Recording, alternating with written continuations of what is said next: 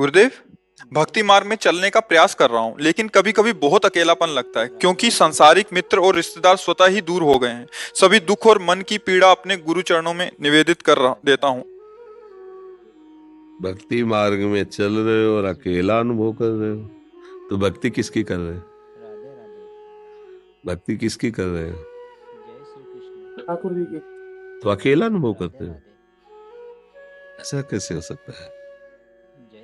जिसकी हम भक्ति करते हैं वो हमारे हृदयेश्वर हैं, हमारे प्राणाराध्य हैं। और शास्त्र कहता है कि वो सर्वत्र हैं, सब जगह हैं। तो जहां मैं हूं वहां भी है।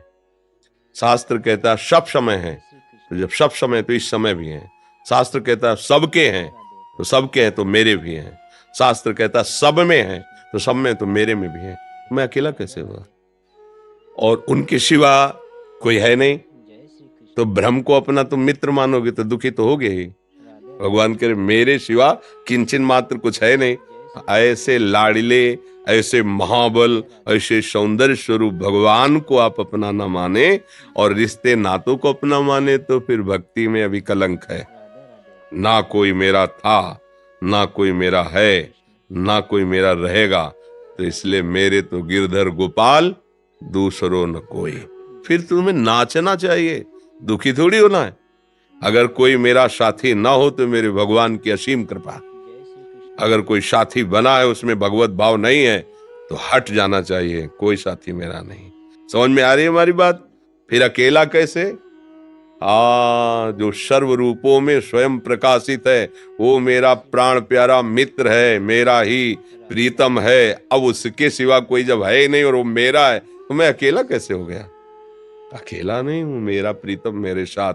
भगवान कह रहे हैं जो मेरे लिए सबकी अपेक्षा का त्याग कर दिया है, जो समदर्शी है, जो निर्वैर है, मैं उसके पीछे पीछे डोलता हूं कि उसकी चरण रज मेरे ऊपर पड़ जाए, मैं पावन हो जाऊं। मेरे प्रभु मेरा साथ छोड़ ही नहीं सकते, और किसी का साथ पसंद ही नहीं, क्योंकि सब भ्रम है, कोई है ही नहीं दूसरा। तो मैं किसको अपना साथी मानूं? भ्रम को साथी नहीं मान सकता। अब क्या समस्या है कोई समस्या? अब हमारी बात को समझोगे तब भक्ति पथ का तुम्हें रंग चढ़ेगा। अभी रंग थोड़ी चढ़ा, नहीं तो बात ही नहीं आएगी। खुशी होगी, नाचोगे एकांत में, जंजाल छूटा। जिसको छोड़ना चाहे ना परमार्थ में आवश्यक है, भगवान ने छुड़ा दिया। अच्छा हुआ कोई मेरा साथी नहीं। हे नाथ, अब आपके सिवा मेरा कोई नहीं। बात बन गई। भगवान तो कृपा कर रहे हैं, तुम्हारी साधना तो उन्नतिशील हो रही, और हम उसको शोकित दुखित भाव से ले तो फिर उत्साह नष्ट हो जाएगा। इसमें उत्साह पूर्वक चलना होता है परमार्थ में, और उत्साह केवल प्रभु से प्राप्त होता है। संसार का कोई भी मित्र तुम्हें परमार्थ में नहीं चढ़ा सकता, वो हमारे परमार्थ का बाधक ही होगा।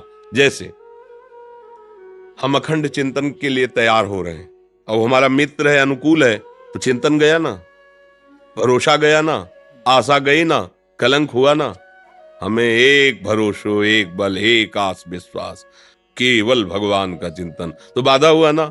एक तरफ आप है, एक तरफ पूरा भ्रम रूप संसार है। पूरे संसार में कोई एक भी न शत्रु, न एक भी मित्र, और हमें भाव बनाना है मेरा आराध्य देव स्वरूपों में। हो गई भक्ति का रंग। अरे तो नाचने का विषय, आनंदित होकर उमगने का विषय।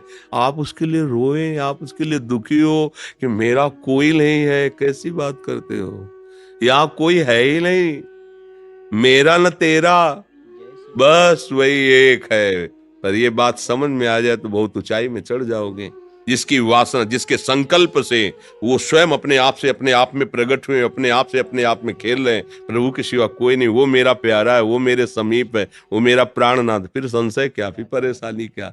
आगे बढ़ो थोड़ा, जहाँ खड़े हो अभी बहुत नीचाई है, थोड़ी ऊंचाई में आओ, नाच पड़ोगे, नाच पड़ोगे। किसी की जरूरत नहीं सपोर्ट की, किसी की जरूरत नहीं।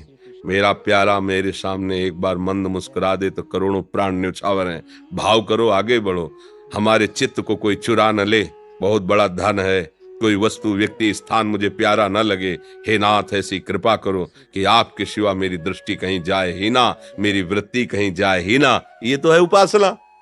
और कोई मुझे प्यार करे, यहाँ तो डरा जाता है कि कोई मुझे प्यार न करे।